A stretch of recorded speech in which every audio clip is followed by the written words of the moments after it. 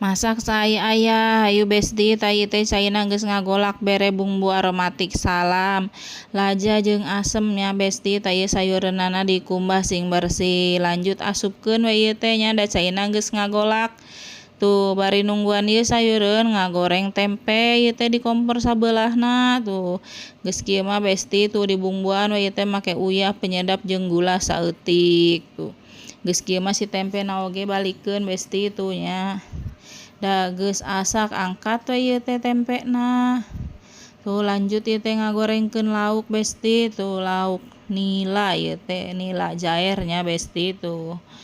Tong poho balikeun da geus garing tah geus ieu mah nya besti sayur asemna oge geus asak tuh.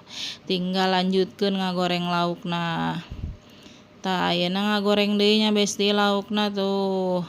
Da moal lila heueuh ngagoreng lauk mah sakedeung oge asak besti.